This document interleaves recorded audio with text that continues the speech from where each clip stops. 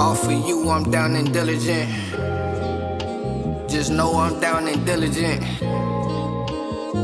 I'm down and diligent. Ay, mama always working late. Daddy didn't work today. I got all these bills to pay, and I'm not even thinking straight. Probably twisting up a wood, trying to see what's up today. I've been engineering all my music, feeling all type of way. Drowning in my thoughts, I might get lost up in this tidal wave. Maybe I'm just tired of Seattle, I need brighter day. I get way too high, I lose my mind, I'm thinking all type of shit. Look you in your eyes, I see a star, son, your future lit. Smiling at your mama, all in love, that's my type of chick. Yo, what's the deal? What's the deal, people? You tune into another episode of the Down and Diligent podcast, the Dad podcast. Boy Joey, my boy Desno. Go do yourself a favor, like, subscribe, comment, hit that notification bell, just so you can stay updated on all of our content that we put out there, man. We staying consistent with it, staying down, we staying diligent to it, man. But what's going on, Desno? Man, it's been a crazy little week, right? It was crazy. It's been a crazy week, man. This hip hop, man, is at a all time high right now. I think, man. Hey, J. Cole fucked up our last episode. Oh, man. He apologized before. Oh yeah, he apologized. I think probably that same episode, night. he apologized that same night, man, because we had high hopes thinking J. Cole was gonna come through, even though it was like the little jab he sent. But then he apologized about it, bro. So I'm like, come on, Jay. Come on. So and then we seeing everybody going back and forth. Now I'm like, bro, why you could have just did it. But hey, man, it's all love though. J. Cole probably need to talk to the person we got up here. Yeah, he probably for sure. He couldn't sleep man. and all that. Right. Who you got up right now though, man? What you think? Right now, because the first official diss track is Drake, right? Right. Because that's the first official. That's what they say. So we just waiting for Kendrick's response. But I like Ross's. You like Ross's? Okay. But I will not lie and say Drake didn't slide on him. Drake did his thing. Drake definitely did. He delivered for sure. For sure. He definitely delivered when it came to Kendrick. People was like, no, it's light. I was like, Kendrick really didn't say nothing on the. It was just impactful because the song was already hot. But I felt like Drake, the drop and give me 50, how the double entendre, because he was really doing push-ups. He was doing push-up, and then the TDE 50% of his money. I'm like, dude, that's tight right there, man. That's tough. That's a tough one, bro. Yeah. Well, yeah, man. I got to get caught up. All my boys from TDE that be on the video game, y'all be telling me Dot got it. So I need to hear it. Let's go. Hear it, right, man. Yeah, right, man. Dot, man, it's your turn now, man. Ball in your court, bro. Were we probably like in a week? 3 weeks. 3 weeks? Okay. So we'll give it some time. Yeah. Give it some time, man. But yeah, bro, I think we got a good episode today.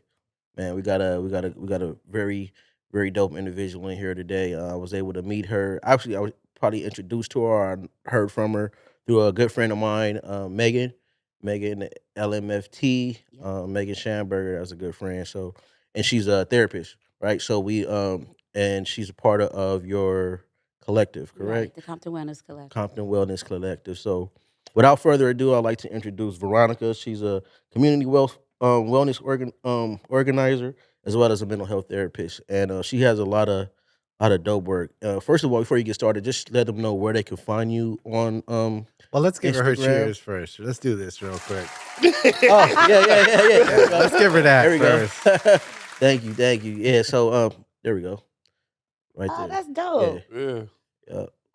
Right. But yeah, Veronica, we would like for you to introduce yourself. Just let us know a little bit about your background and what got you started with the Compton Wellness Collective, as well as your other business. All right. What's good, everybody? My name is Veronica Clanton Higgins. I am from Compton, California. Compton Stand Shout out Up, to Upstate Compton. Pride. A lot of Compton. Oh, because Compton is lit. Right. I know you digress. Okay. No. I Right. always call Compton is our hip hop mecca place. You feel me? Right. So NWA put it on the map. For sure. NWA, the game, All of that. Kendrick. all of them, DJ Quick, Kendrick. Oh, I love you so much. It's a whole lot of, Quick. The most prominent rappers came out of either Came from one Compton. out Long Beach and the rest have been in Compton. They always say Compton and Long Beach together. So, Yeah, right. That's what it's it all is, good. Right. I am a mental health therapist and a community wellness organizer. I am the founder of TEDx Compton Boulevard. Associate Director of the Compton Advocates and the founder of the Compton Wellness Collective. And then we have the Compton Wellness Collective. It's a social impact initiative, like a philanthropic thing under my business, which is VCH Prosperity Consulting, where I do mental health consulting, life coaching, and I also train people. But the Compton Wellness Collective is my new baby. I am from Compton. Grew up in Compton during the 80s. Mm.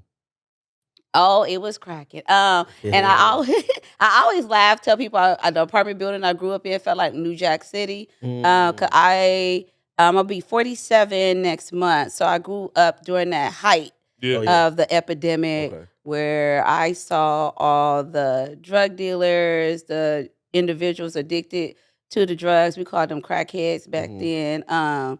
People selling their bodies, people getting killed, all of those things when I was growing up.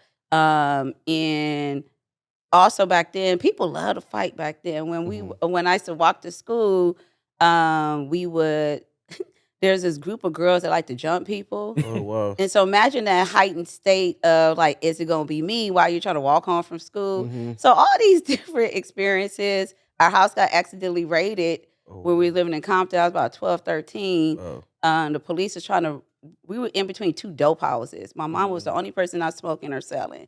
And they accidentally raided our home. And my mom was like, that's it. We packed up and we moved to Long Beach. Okay. And so I moved to Long Beach, went to Franklin Middle. So you moved to the east side. Oh, yeah. East side Compton to the east East side side was Long Beach. you almost like, what's the difference? Only difference is it was more Caucasian folks out here than back in the hub. But I went to Poly for like a year. They got rid of me. But growing up in Compton, then coming to Long Beach, and then things that happened over the course of time. That is what started my love for how can I help people? Because if you grow up in a traumatic environment, and I'm an ex-gang member, and the things that I've seen there, that is what really pushed me to like, what can I go back to heal the hood? Let's give it up for you being an ex-gang member. Most people don't give it up. Yeah. Right. You gotta be real with it. Gotta be real, man. Right. Look.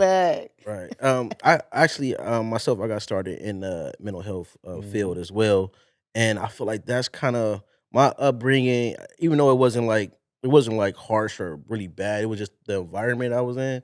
I feel like that's maybe one of the reasons I also chose the field of mental health and knowing how important it is. Like even though we're living in it, we're not really understanding that we are constantly being like exposed to like trauma and constantly getting exposed to stuff that other people in other parts of the world have no clue and we think is normal. But it's not really normal. So it's like you tell somebody about some stuff that happened when you grew up, they be like, "Oh, I'm so sorry," and you're like, "Well, dang."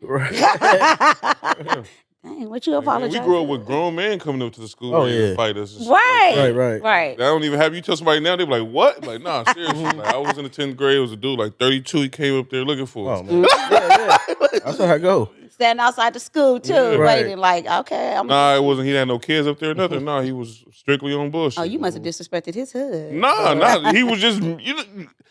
Or we went to Jordan. We went to Jordan. It was different. It was just cats up there, like, let's see who could be a victim. Just how you said, it was like that some days for some cats up there. North side and east side. Jordan is the school is a melting pot because you go get kids from Compton, Watts, East Side, everybody to Jordan. Yep. But like you said, all that trauma you wouldn't even think was normal. Somebody would tell you out of your mind. Like, what? Right. No, but people got to also understand when we're looking at historically, like historical trauma and how that's also embedded in our DNA. And so it also presents itself in how we respond and react to things. I think that also amplifies any other experiences that we may have. And so when we're looking at just our physical manifestations of things like high blood pressure, stomach issues, high cortisol levels, things of that nature. All that shit is passed down, even though it's not genetically, it's just passed down. It's passed down socially and genetically. Yeah. Like you're so used to it, it's like the only way of living. Like this is what It's we grew up normalized. eating this salty shit. You gonna grow up eating this Come salty on now. shit. And then when you like, I don't want to do that no more, then you are. You look crazy. Your family like, oh, you think you're better than us? Yeah. My fault for wanting to live. For wanting to better yourself, right? Well, my fault for not wanting to be on blood pressure pills for the rest of our life, right? What was I thinking? But right. So with the Compton Wellness Collective and VCH, what is the mission for both of those? Because it sounds like they're kind of like one and the same. They are. But look at you, come on now. Right. I just wanted to know, like, what's the mission for that? Because I've seen you at schools. Just tell us about the Compton Wellness Collective, because that's what kind of like brought me into it, and I wanted to let our people know about it. Look at you making all the connections. Oh, I love it. Joe's smart as a motherfucker. I can tell. Joe be trying to play that choir role. Joe a genius, man. The choir was are observing. They checking everything out. Everything you got over on Joe, man. He's seen that shit 10 times. I appreciate that, Joe, because I'm like, yeah, go ahead, connections. Yes, they are actually quite similar. So when I started VCH Prosperity Consulting, and when you hear me giggle, come reflecting, I know I'm about to say some stuff, and so I'm an ex-felon, okay? Because sometimes people look at me like, right. And I'm like, don't judge a book by its cover. Right. All right, thank you, God, and thank you, therapy. But I am an ex-felon, right? And when I graduated, I got my master's from USC. Fight on. And, I didn't go there, but I also caught a case during my last year at SC. Something simple that you didn't know was a crime, but it is a crime. And so my last year at SC, I had to once a month go to court for the trial. Luckily, I didn't have to stay in jail because, if you bond out, you ain't got to stay there while the trial going on, right? Right outside. Right. So during that year, I already knew that when I graduated, it was going to be hard for me to find a job. And USC ain't cheap. Right. I worked really hard to get into SC. Private school. It is, and it's not a lot of us there. And so...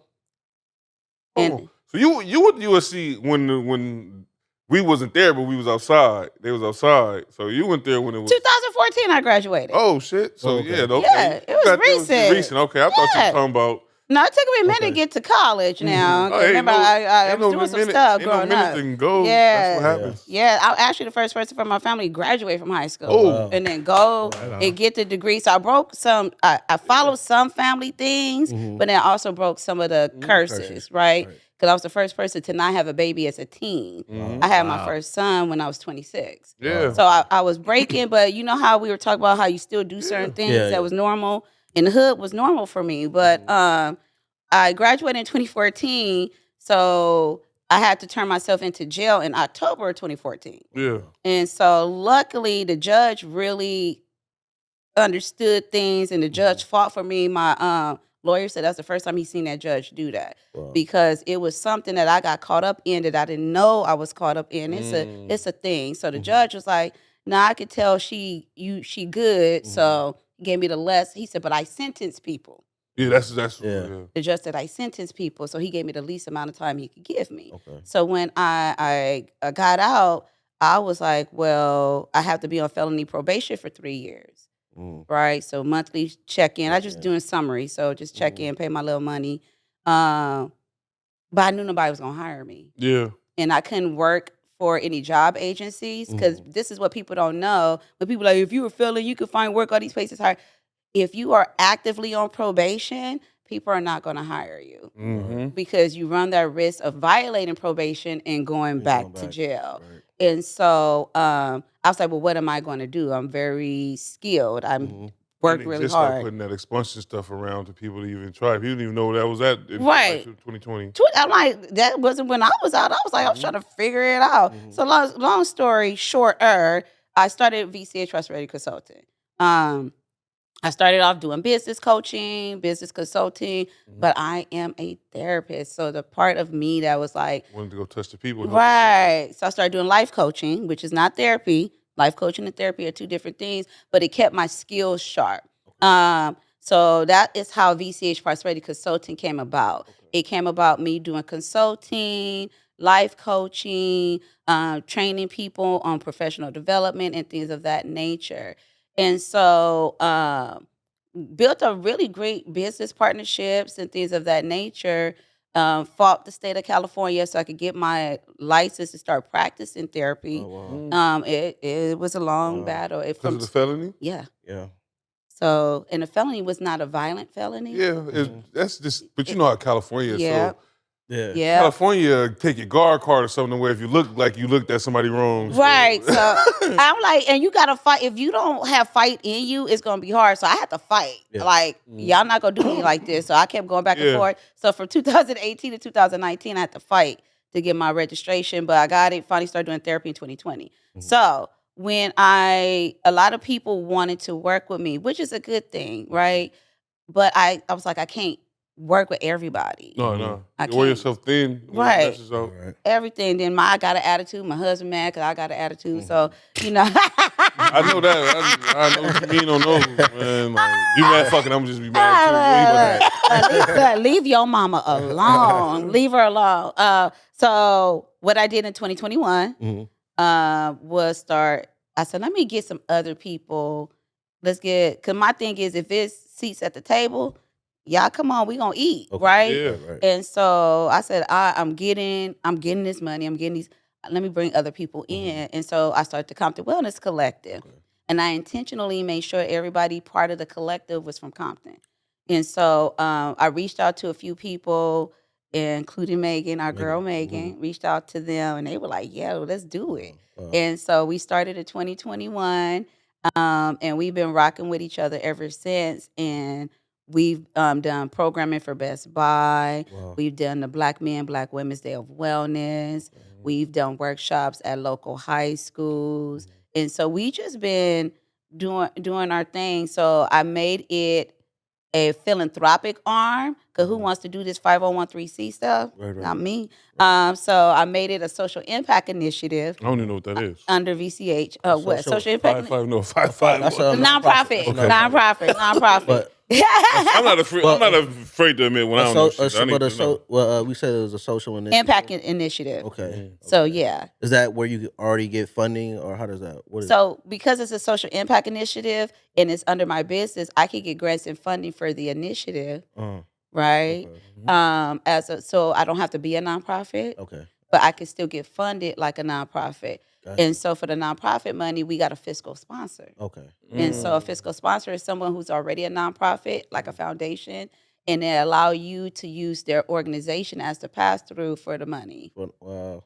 Work smarter, not harder. Not harder. Yeah. That's my Right. favorite line. Figure it out. Gang, gang. Right. So with the Compton Wellness Collective, it's I heard that it's like you guys kind of focus on like emotional. Is it emotional wellness? It's everything. So I like to say mental health and wellness. Okay. So when we're looking at all of the things, we have 3 therapists in the collective. We have 2 life coaches. We have art healers. We have someone who does ceremonies. She's our sacred ceremony facilitator. We have one that is an RN and also a professor, and she's a foster youth advocate. And then we also have one that does sound and one a sound healing, and then one that does yoga. So when we're looking at folks of the diaspora, we are talking is not the only thing that helps. So sound, music, when you hear a beat, music, It's therapeutic. movement, all of those things are incorporated into healing. So we're looking at all aspects of healing to engage people. Okay. Right? Wow. That's dope, right? Even get them active so they can get your mind going and everything. That is true. Right. Different people respond to different things. I always tell people, talk therapy. I am all about therapy and mental health, but I also believe when we look at the decolonized approach to mental health, right? talk therapy may not be it for everybody. Right. Yeah. Right. Even now in my practice, when I work at a university, so I work with college students. So I'm working with 18 to 24, 25-year-olds. I have coloring books. I have sound bowl. I have something I call a breathing Buddha because it helps teach them how to breathe. I have all different types of things to help people reconnect to the core of who they are. Yeah, because most people are visual learners anyway. Yeah. Everybody don't want to just hear this. Just hear talking, Right. or talk. Really, some people just want to feel. Especially some young cats. They don't care shit They you gotta don't. say sometimes. Yeah, and you just got to give them. That's why I call it holding space, because sometimes some people just want to sit and cry. When you ready, let's do it. So that's how I approach things, and that's why I got the Compton Wellness Collective, and we do approach it that way. Okay. Okay. With the like you said, with the therapy and stuff, is it harder to find men willing to come? For me, no. So a lot of the men in my life go to therapy, or I've connected them with a therapist. Okay. And I think it's a beautiful thing, and I think it's because we've normalized the therapy. I think what's important. I know what's important. I think for men, I keep saying I think, but I know it, is that they need to feel safe and validated. A lot of times we look at safety and validation for women, but not for men, right? Like men being okay to cry without feeling like, oh, you're a punk. Look at him. No, but experiencing a range of emotions and normalizing it, right? Or normalizing men not being happy with what women are doing, but being able to express it in a certain way. I think that is and women telling men what they need, and then men telling women what they need. And I feel like the men in my life, I have some wonderful men in my life that stand 10 toes down for me, and I stand 10 toes down for them. And they respect my husband, and my husband trusts them. So I think it's just a matter of normalizing it for Black men or men of all our colors. But most of the men in my life are Black men. So they have that safe space. So that way they can be better dads, homeboys, and entrepreneurs, and all those things. It's just and I always laugh how God does things. If you believe in God, I don't know what people's faith is. I've always been surrounded by men in different aspects. Being a got you. You got me. Okay. Right. But as I grew as a clinician and a human being, and I matured and worked on myself, what I've noticed is that my relationship and my perspective of Black men shifted. And then I had Black sons, right? And I always look at my babies like, how do I want them to be treated by their partner? And how do I want them? So my husband and I make it a point to communicate. Now, we don't always agree on stuff, but we also want to normalize healthy dialogue in the family, and for men, healthy expression for men, right? And I think it's just important. Like even with my homeboys, they'll call me up like V, A, B, C, D, and E. I just hold the space for them. I'm not going to judge them. I'm like, well, what you want to do? Or I might say, you shouldn't have did that, though. I'm going to have to call you on it. You got to clock it. And so I think that being that for the men in my life has made it easier for them to want to tap into the mental health and wellness aspect of themselves, which is another reason why I did the Black Men's Day of Wellness. We need to know. Yeah, we need to know more about that. Yes. That's what we kind of want to. We're geared towards kind of like, mental health and just being the best fathers, men that we could be, right? Yeah. Even care about like someone's other mental health, Right? You know what I mean? Because as men, we like you said, we grew up in the. I don't want to hear a nigga cry all day. I'm not gonna lie to you. You feel me? But you got to ask yourself, why does that make you uncomfortable? Why does it make me uncomfortable? Right. Why a person I consider my friend, why he can't spill out to me without me getting agitated? Right. Like, what's wrong with me with that? Right. That's the type of shit I've been wondering. Like, because I'm always thinking like, yo, that's your mental health, but we affect everybody's mental health. You better come on and tell the truth. Come on. So I gotta. That's what makes me open up more of.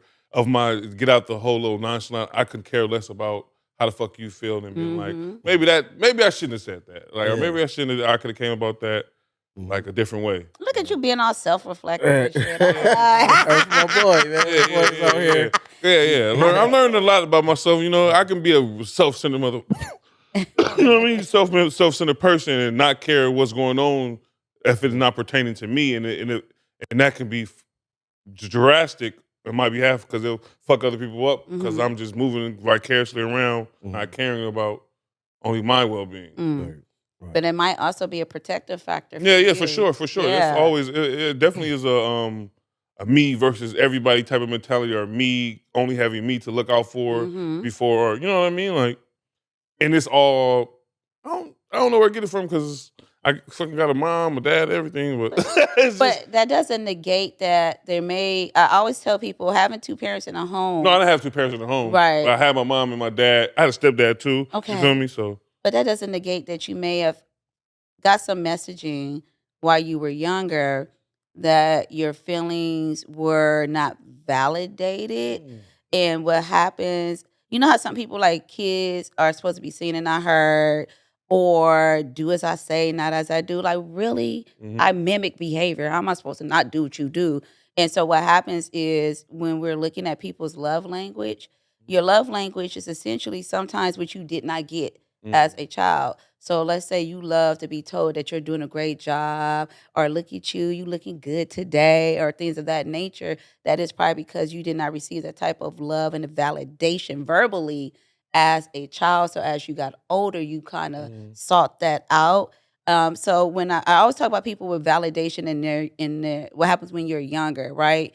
It could be one incident, it could be several incidents. Your parents did the best that they could. No, it's never my parents. Right. I was always told I was cool. You know what I mean? It just didn't. I didn't give a fuck about that shit. Oh no, sorry to not to cuss, but I don't care about it. You know what I mean? Like, it don't mean nothing to me. Right. You feel me? Like, I'm just being myself, but I don't know where it come from. Where it's like, oh, I only can worry about myself, but that's probably where it came from because everything was always, you know what I mean?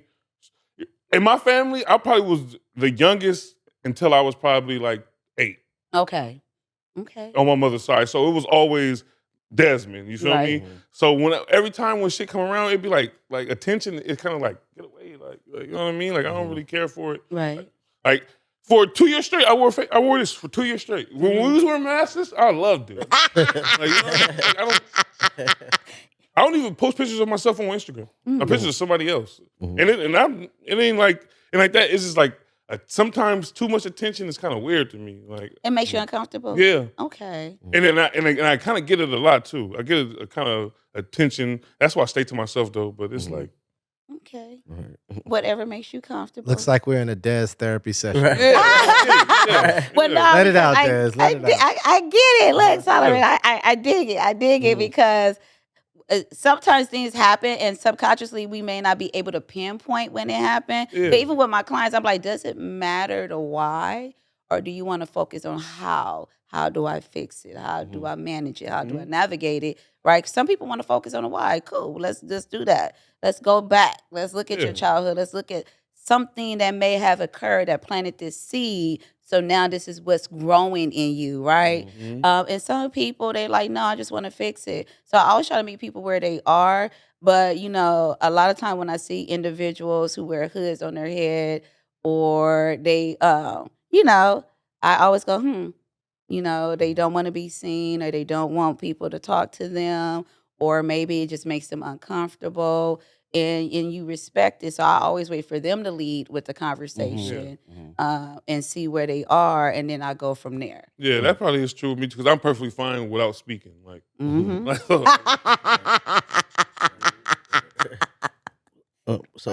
one thing we talked about where I hear about often is emotional intelligence, right? And I wanted to know like processing emotions. Like, I hear about that like in therapy. It's just like processing your emotions. And I've heard about it. I haven't been to therapy, but I want to know, what does that look like? What is processing emotions? So, yeah, emotional intelligence and processing your emotion are two different things. Okay. So emotional intelligence is just your capacity to understand your emotions and the impact that your emotions have on others, and your ability to actually honor other people's emotions, right?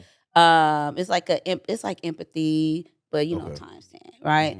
Emotional processing is your ability to be self-reflective or understand the feelings that you are feeling and allow yourself the space to let it flow through. For instance, emotional processing, when I'm with clients, it's this method called RAIN. So you recognize, acknowledge, investigate, and then nurture, right? A lot of times, and social media be screwing people up. A lot of times people think they're not supposed to feel angry. They're not supposed to feel frustrated. No, you are a human being. We have more feelings than we actually have words for, right? Because sometimes you're like, I just can't describe it. So if a person is in front of me and we're practicing emotional processing, right? We do the rain method because it's easy for them to remember when it's time, right? So first of all, I'm like, recognize the feeling that you are feeling, right? So if you're feeling angry, right, you allow yourself to be angry. You are a human being. It's okay to be angry, right? Now, what you do in that anger is different, but we're just processing the emotion, right? So you're feeling angry, right? You recognize that you're feeling angry, and it's okay, right? I'm feeling angry, right? Something happened earlier. I didn't like it. Now I'm angry. I feel this anger, and I recognize that this anger is present in this moment. So that's the R. The A is now you acknowledge it, right? It's okay for me to be angry. It's okay for me to be pissed off. Like, it's okay for me not to like what that person did. So we're acknowledging that it's okay for you to be mad, right? Then we go into the investigate. So this is the part that people sometimes have to sit with. So the investigate is now, where is it showing up for you in your body? Well, Black folks, we experience a lot of our emotions physically, right? So I would have a person sit, and I would ask them, like, where do you feel this anger in your body, right? Where is it showing up for you? My fucking stomach is like Stomach, shoulders.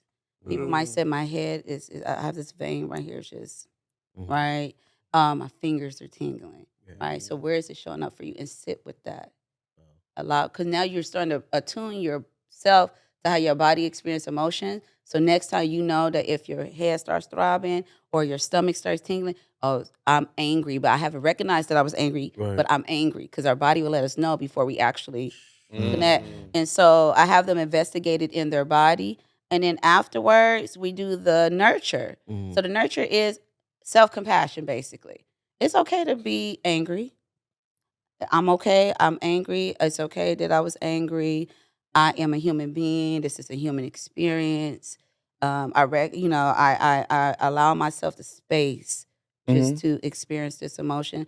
I'm not a bad person because I got angry, right? And then we look at that. Now, remember how I said it's okay to be angry, but what you do in that anger is different. Now, if you angry and you cussing people out, now let's talk about what we can do different, right? So it's okay for you to be angry, but you also have to consider in your anger, what are your behaviors? So are you cussing at people? Are you slamming doors? Are so that's a different part, but we're just looking at the emotional processing. We're looking at the range. I like that, because sometimes, even like how you said, sometimes the emotion be like, why am I even fucking feeling like this? You feel me? Yeah.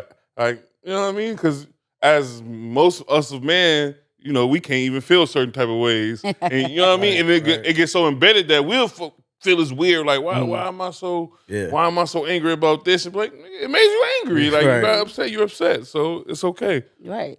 I feel like that was needed to be said, especially from a woman, to be said to us, the dads, mostly men, to watch this probably, so they can know, like, it's okay to feel.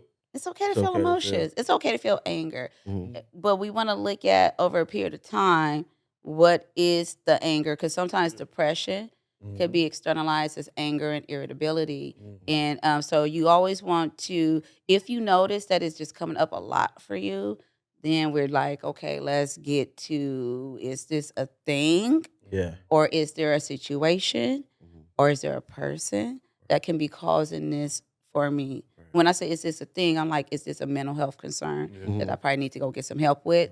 Or is there a person who kind of I react this way to them, or is it a situation? Like, is it a job or a financial thing? Like, if we can identify that? Right. Yeah. What would be some other signs of depression that you've probably seen in men or men show not realizing it? Like we're going through something, but we don't really Just going through the understand. motion. You're just going through the motions because we still got to perform everyday life. But Right. at the end of the day, sometimes you might be depressed and you might not even really know you are. So, what are Right. some signs that you could kind of like give people to show them like, man, I might be depressed, like, and I might need to get some support. Well, number one is always your mood and your Mhm. motivation and energy levels. But remember, also said physical, right? Mhm. And so sometimes people who may be experiencing depression, especially when we're looking at Black folk, and I say Black folk because Black men and women sometimes experience it the same way, Yeah. right? Back pain, stomach pain, right? Headaches, they don't go away, right? Or we're looking at mood, like your energy is just like, and you might think it's nonchalant. The whole time you sad as a motherfucker. Absolutely. Mhm. Right?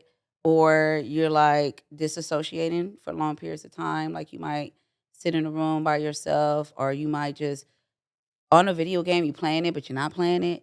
You get what I'm Right, saying? right. Just own it just to be on it Just on type it just shit to to where be you don't on have it, to yeah. Just to face escape nobody or really. face Right. Avoiding conversations or avoiding people, like you're isolating. So you're like, I'm just gonna chill by myself and watch a few movies, probably go on YouTube and stuff, but you do it for like hours at a time. Mm-hmm. Mhm. Or even when we're looking at self-medicating, if you're noticing that, yeah, I get high like every Saturday, but if you noticing now every Saturday becomes every Monday, Tuesday, Wednesday, Thursday, right? And you just blazing or drinking, um, the numbing of yourself, Mhm. that can also be an indicator as well. When we're looking at diagnosing, I always tell people you can have depressive symptoms, Mhm. right? But it doesn't necessarily mean you're depressed, like major depressive disorder, right? Okay.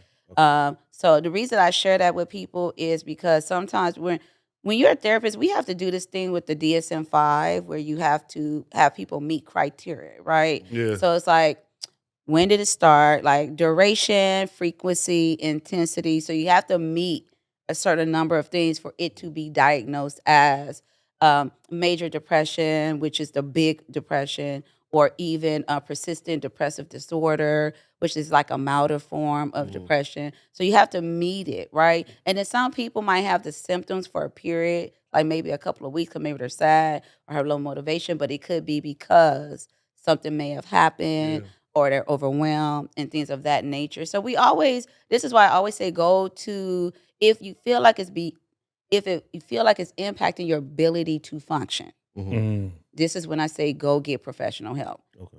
When it's impacting your ability to function, if it's impacting your ability to have good relationships with people, because now you're noticing that, dang, every time I talk to somebody, I'm arguing with them, or I just don't want to hear their voice, or I'm just not answering the phone at all, Right. or you're at work and you just dislike everybody in that. You're like, hey, here, like, or you start to notice the way you're Right. moving Always through stuff. agitated at something Right. anybody can do. Yeah. Yeah, everything is trash. That's trash. Um, that's when you want to start to just look at things, right? And we always look at duration, frequency, and intensity because also when we're looking at like bipolar or things of that nature, people think bipolar is like mad 1 second, happy the next. That is absolutely not how it is. It's cyclical. It's a cycle, right? So you have extreme period of depression and then a period of manic, right? That's why it's called bipolar. Mhm. And so you might notice that, you might be sad for a little while. And then like for like a month or maybe 6 to 8 weeks, you're just sad. And all of a sudden you get this burst of energy. You're like, oh, I'm good now. Right. And that lasts for like a couple of weeks. And Right. go You get back. your energy, you're creative. And then next thing you know, you sad again. Huh? That's bipolar. Right. Yeah. Right. Yeah. Right? It's cyclical. It's Yeah, a it's a cycle. cycle as you're going through it. cycle. If you keep going through that same cycle, it's Mhm. telling you, it's like, You have cycles of depression and cycles of mania. So that's what bipolar is. Okay. I'd like right, and it comes from different. It comes at you at different types of like angles. You like you said, you ain't just acting fucking crazy. You can be happy as hell one day, and one day you'll just disconnect. Well, with bipolar, period. So you'll have a period of depression. Yeah. And then you'll have a period of mania. So the depression can last for 2 months.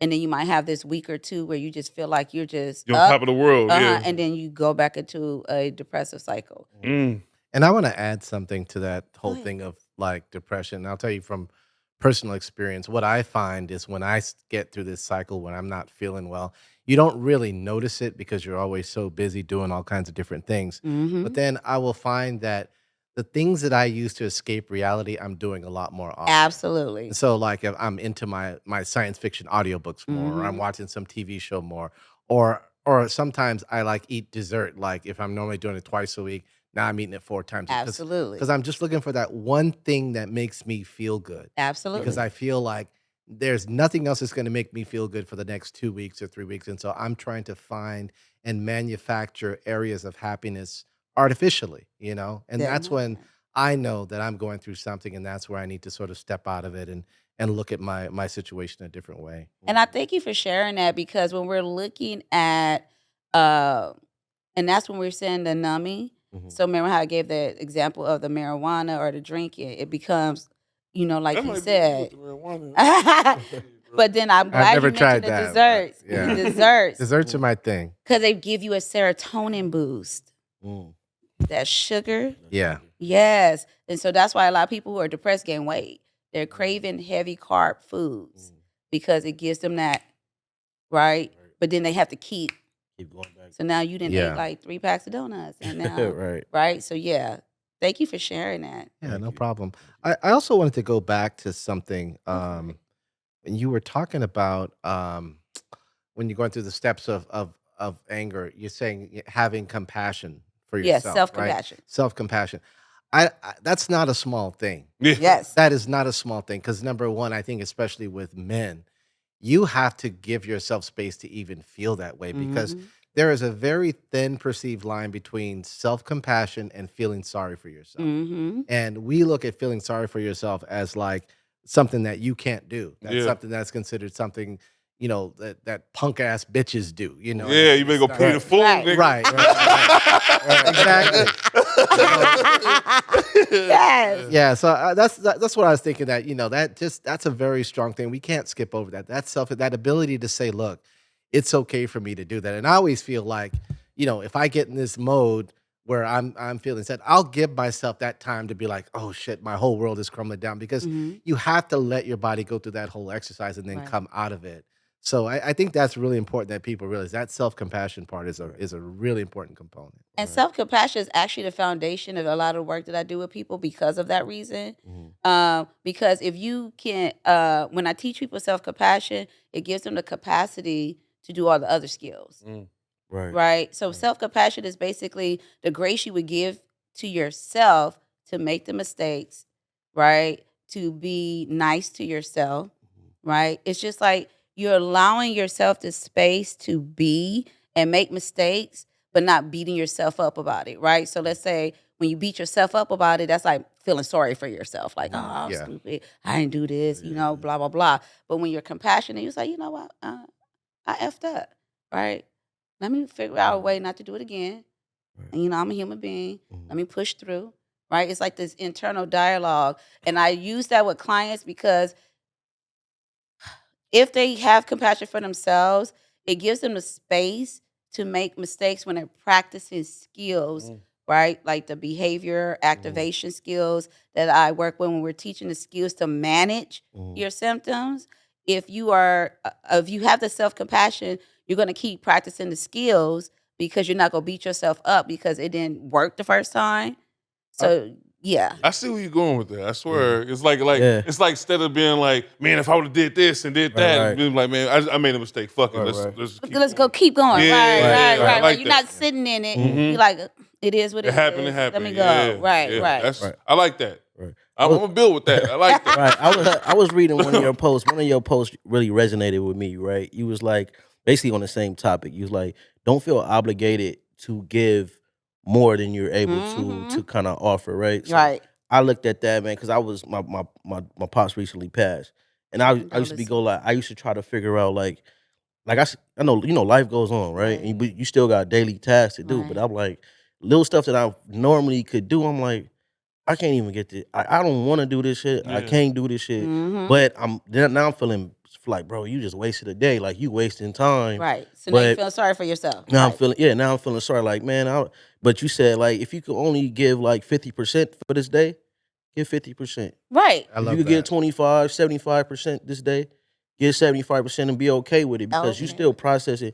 You still, we still grieving people, still grieving and Right. stuff like that. So do what you can for that day. Absolutely. And you gonna never get over losing a Oh, parent. oh yeah, yeah, Yes, for yes. sure, for sure. And Yeah. and the reason why I made that post was because, I lost my son and I was like, I don't have to give people what I don't have. Right. Yeah. Right. You You don't have understand to what I'm explain saying? shit to nobody. You don't have to And I explain will to the not. world. You I don't have to will do none of not. that. I will not. My thing is, and a lot of times you see my post is like, I'm experiencing this. Let me see and share this with other people because as a therapist, I think the hardest part for me was navigating, uh, providing services to individuals who were in the same age range as my baby. Because my son was murdered 19. He was 19. He was Wow. murdered 12 days after he turned 19. Wow. Right. And so I took some time off work. Luckily, I'm a therapist and I work in a mental health place. So thank Everybody God. knew. Everybody Yeah, knew the right. situation. And my boss is top tier. That's my guy. But when I went back to work, some days I would go in and I was like, look, I got like 20%. Yeah. And I was like, but guess what? We're gonna rock this 20, right? And some days I might have 75%. I'm gonna rock that 75 because I gave I was self-compassionate. I was like, you lost a child. You lost your baby, right? And it is okay, right? And also, even my supervisor, he's like, make those the processing days, right? Where I just allow the clients just to self process, and I support them, give a little reflection, give them some tools, right? And still be there for them, but not depleting myself in the process. So yeah, I always say, give what you can. Don't give more than what you can because you owe nobody nothing. Right. Right? So yeah. Thank you for that. And Yeah, you don't feel guilty about it. No. Yeah. And that's that self-compassion because if you're self-compassionate, you're not gonna feel guilty. You're not gonna feel sorry for yourself, right? You just gonna understand. And then this is also when we're looking at emotional intelligence because that also includes clear communication, right? And being able to communicate with people. Look, today's been a long day. I'm tired, and I just need some quiet time. And that's how it is in my house. Even with my with my son, my youngest son, we look out for him because he lost his brother. That was his first best friend, Right. and he loved his big brother.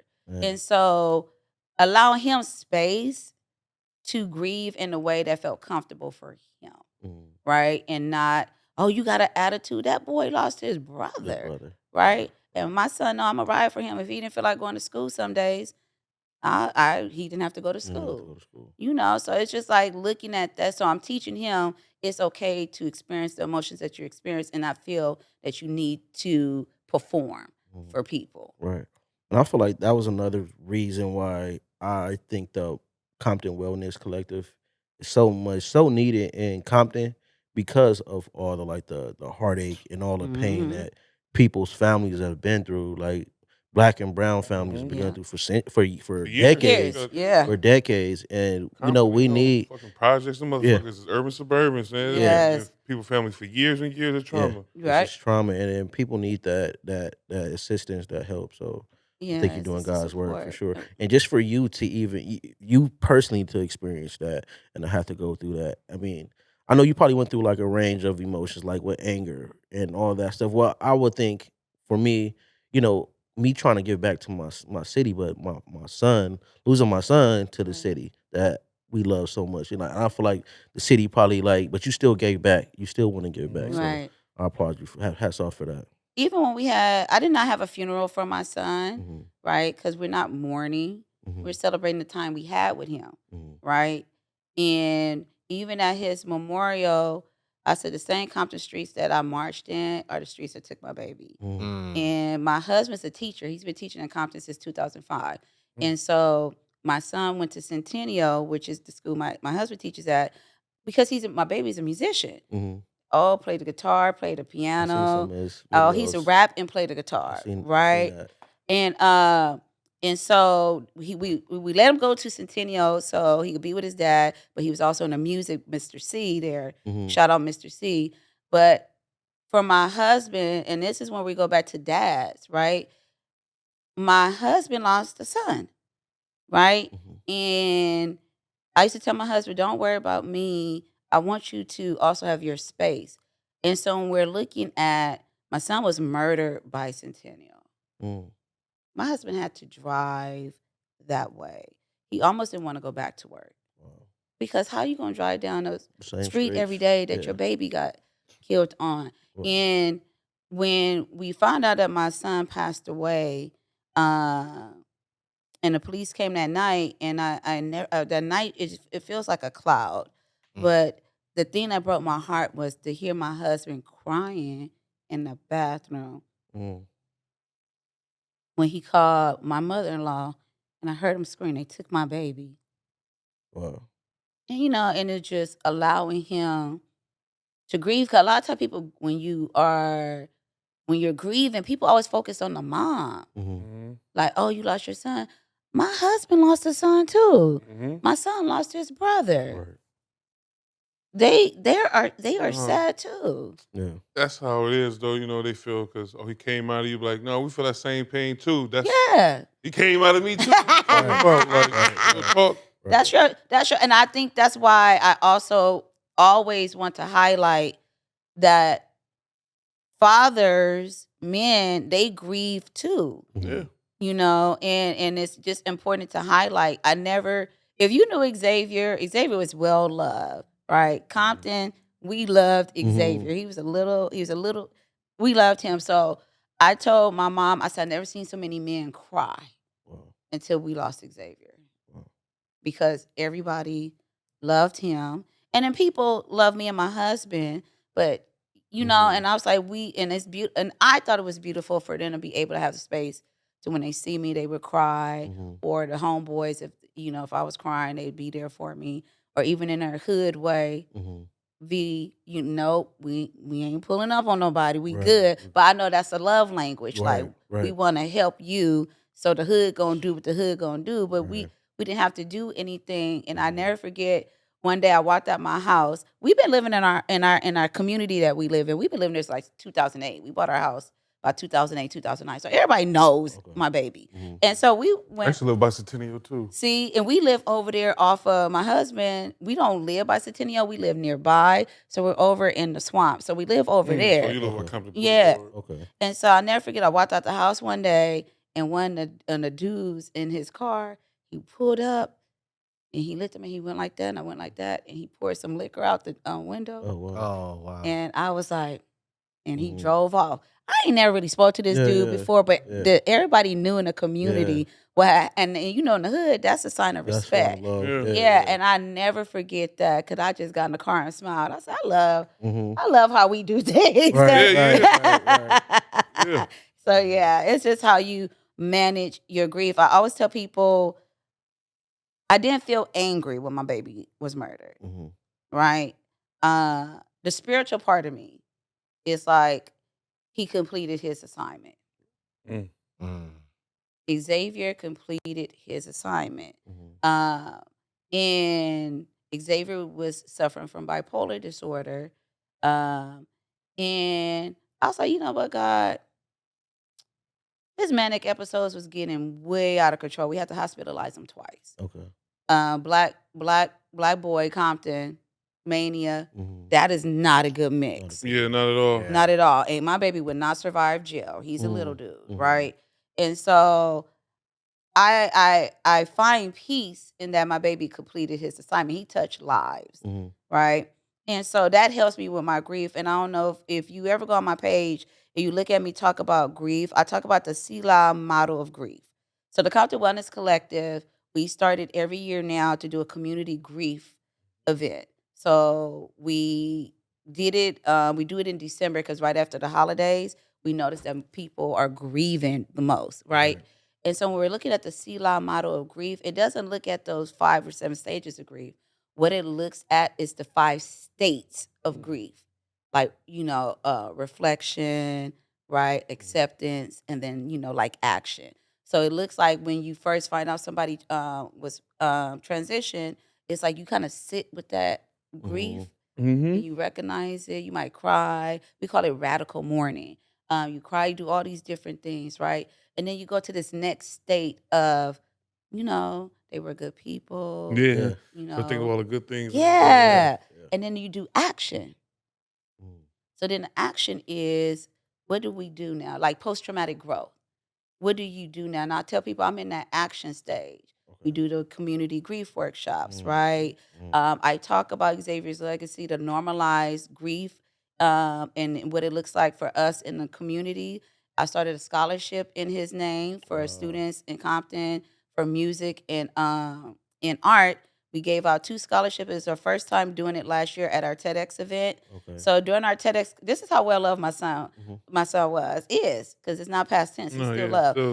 So at our TEDx Compton Boulevard event, right, we did an opening because he always volunteered with us for our event. So this was our first event without him.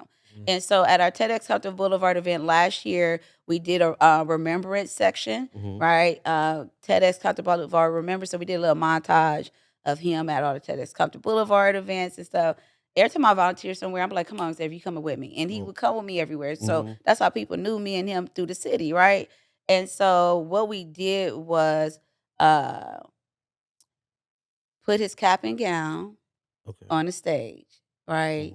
So he had his cap and gown on stage. He had a special sash made because he called himself Xavier Raspity. So it had like the music symbols. He thought he was fire on graduation day.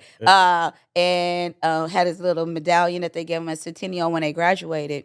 And the Centennial band and the cheerleaders came through. Because they love it, and it was beautiful to see his cap and gown. We just had the light on his cap and gown, and then the band came through and the cheerleaders and all of that, and it was a beautiful way to honor him and then award the first scholarship in his name. Okay. So the person who won it happened to be the person, one of the members of the band. Because I asked Mr. C, I said, did you know this person? They're from Centennial. He said, oh my God, they're in the band. So after they were done, she walked on stage, got her award. Oh, that was all like it was master plan. I Yeah, was like, that was that's tight. dope. I was like, what? And so that is how the action. So now I talk about grief. I talk about what it looks like for men, what it looks like for siblings, because my son lost his brother. What it looks like for community, right? And I think that is just another way of keeping his legacy alive while helping other people. So right now, the Compton Wellness Collective, we're looking at starting the Grief Project, where we are starting to do more workshops, more focused, intentional things to help people learn how to manage grief. Wow, that's awesome. That's awesome. I want to know how can people help, or how can people like support the Compton Wellness Collective? Ooh, we're working on that part because before I funded everything for the Compton Wellness Collective, because when companies would hire me, VCH, I would pay the team through that. It's like a trickle down effect. So now that I took some time off for certain projects so that I could focus on just being present with myself. We are now applying for grants, and then we're going to start a donation page because we're getting ready to start a therapy fund, because therapy is not accessible to everybody. Right. And a lot of people do not take Medi-Cal. So we are starting our therapy fund that's going to launch this summer. And I just encourage people, if you please follow the Compton Wellness Collective page. We will start taking donations for our therapy fund to make therapy more accessible to individuals, because we have folks who are undocumented or people who might work at minimum wage jobs that don't have insurance. So we want to make sure we fill that gap for those people. Right. Well, Veronica, we gotta wrap it up a little bit, but I want to say we thank you for coming. Hopefully, you can come by again. All of our listeners also go to her page, because it's a lot of different gems on there where you could certain skills, coping skills that you can learn from her page and different facts and a Oh, lot of it's filled information with you could get from just following her page. So Compton Wellness Collective, we appreciate you coming through. Yeah, I'm Thank you. looking through this page. It's just Crazy, huh? tons of different things. I mean, Yes, we you know, we I have each just practitioner share wellness tips, Mhm. and I think it's beautiful that people and we're working on translating some of the things. So if you look there, that was in Spanish, but this one is in English. That one right there, tips for managing grief. yeah. I translate that to Spanish, and so we do our hygiene day, and that's from our Men's Day of Wellness. That one right there, the gentleman there. Yeah. Oh yeah. I Yes. thought I ain't gonna lie, I thought that was Country Wayne. Wow. Thank you all for having me. Yes, Thank you. and I would like to be a part of the next man. Yeah. We want we got you. That's what we want to join forces with you too. So I Oh, want to be a part of appreciate the it. workshop. Like I want to be the person. Workshop. well, you know what? Wait, Solomon, could you go down one more? I want to see if that's the one with the picture of all the men. Oh no, that's us. Never mind.